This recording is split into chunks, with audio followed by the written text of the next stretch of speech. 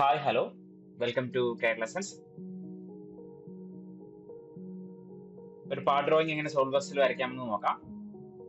സ്ക്രീനിൽ ഇപ്പോൾ ഒരു ഒബ്ജക്റ്റ് കാണാം. ഈ ഒബ്ജക്റ്റ് എങ്ങനെ 3Dയിൽ സോളിഡ് വർക്സിൽ ക്രിയേറ്റ് ചെയ്യാൻ പറ്റുമെന്ന് നോക്കാം. ആദ്യമായിട്ട് ഫയലിൽ ന്യൂ ഫയൽ സെലക്ട് ചെയ്തു, പാർട്ട് ഡ്രോയിങ് സെലക്ട് ചെയ്തു, ഓക്കെ കൊടുക്കുന്നു.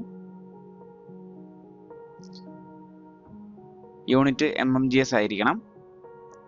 നമുക്ക് ആവശ്യമായിട്ടുള്ള പ്ലെയിൻ ഫ്രണ്ട് പ്ലെയിൻ ആണ്. ഫ്രണ്ട് പ്ലെയിൻ സെലക്ട് ചെയ്ത് സ്കെച്ച് ഓപ്പൺ ചെയ്തു. സർക്കിൾ ടൂൾ ഉപയോഗിച്ച് 30 ഡയമീറ്റർ ഉള്ള ഒരു സർക്കിൾ വരച്ചു. ഈ സർക്കിളിനെ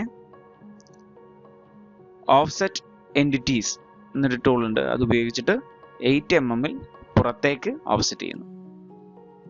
ഡയറക്ഷൻ പുറത്തേക്കാണ് വേണ്ടത്. ഓഫ്സെറ്റ് ചെയ്തു.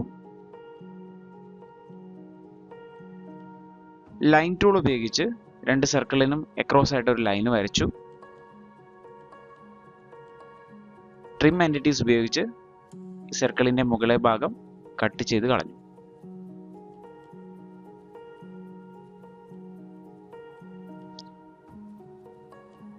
സെൻട്രൽ ലൈൻ സെലക്ട് ചെയ്ത് ഒറിജിനിൽ നിന്ന് താഴേക്ക് 40 mm ലെങ്ത്തിൽ ഒരു സെൻട്രൽ ലൈൻ വരച്ചു.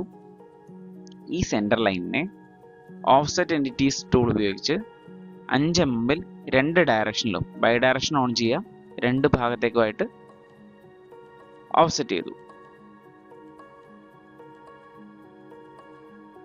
വീണ്ടും ട്രിം ടൂൾ ഉപയോഗിച്ചു ആവശ്യമില്ലാത്ത ഈ ലൈൻസ് സെലക്ട് ചെയ്ത് കട്ട് ചെയ്ത് കളയുന്നു. ആർക്കിന്റെ ചെറിയൊരു പോർഷനും കൂടെ കട്ട് ചെയ്യാനുണ്ട്, അത് കട്ട് ചെയ്തു. ലൈൻ ടൂൾ ഉപയോഗിച്ചു താഴെ ഈ ലൈനിൽ നിന്ന് കണ്ടിന്യൂസ് ആയിട്ട് 32, 10, 74, 10, 32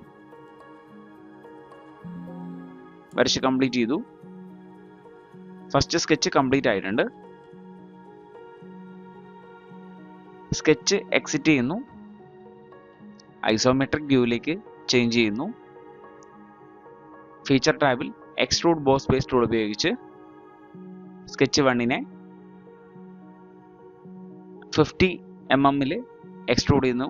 ബ്ലൈൻഡ് എന്നുള്ളത് ചേഞ്ച് ചെയ്തിട്ട് അവിടെ മിഡ് പ്ലെയിൻ എന്നൊരു വാല്യൂയിലേക്ക് കൊടുക്കുന്നു. ടിക്ക് ചെയ്യുന്നു. അടുത്തതായിട്ട് രണ്ടാമത്തെ സ്കെച്ച് ഫ്രണ്ട് പ്ലെയിനിൽ തന്നെ വരയ്ക്കുന്നു. ഫ്രണ്ട് പ്ലെയിൻ സെലക്ട് ചെയ്യുന്നു, സ്കെച്ച് ഓപ്പൺ ചെയ്യുന്നു, നോർമൽ ടു ക്ലിക്ക് ചെയ്യുന്നു. കൺവേർട്ട് എൻറ്റിറ്റീസ് ടൂൾ ഉപയോഗിച്ച് ഈ സൈഡ്സ് സ്കെച്ചിലേക്ക് കൊണ്ടുവരുന്നു. ടിക്ക് ചെയ്യുന്നു. ലൈൻ ടൂൾ ഉപയോഗിച്ചിട്ട് ക്ലോസ് ചെയ്യുന്നു. സ്കെച്ച് കംപ്ലീറ്റ് ആയിട്ടുണ്ട്. സ്കെച്ച് എക്സിറ്റ് ചെയ്യുന്നു. ഐസോമെട്രിക് വ്യൂവിലേക്ക് വെക്കുന്നു.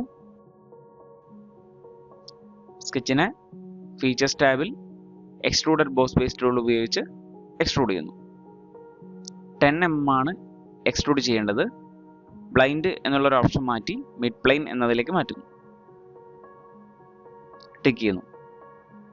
മിറർ ടൂൾ ഉപയോഗിച്ച് അവസാനത്തെ ഒബ്ജക്റ്റിനെ മിറർ ചെയ്യുന്നു. അതിനായിട്ട് മിറർ ഫേസ് ആയിട്ട് സെലക്ട് ചെയ്യേണ്ടത് റൈറ്റ് പ്ലെയിൻ ആണ്. അതുപോലെ ഫീച്ചേഴ്സ് ടു മിറർ എന്ന ഓപ്ഷനിൽ ബോസ് എക്സ്ട്രൂഡ് 2 എന്ന അവസാനത്തെ എക്സ്ട്രൂഡ് സെലക്ട് ചെയ്ത് ടിക്ക് ചെയ്യുന്നു.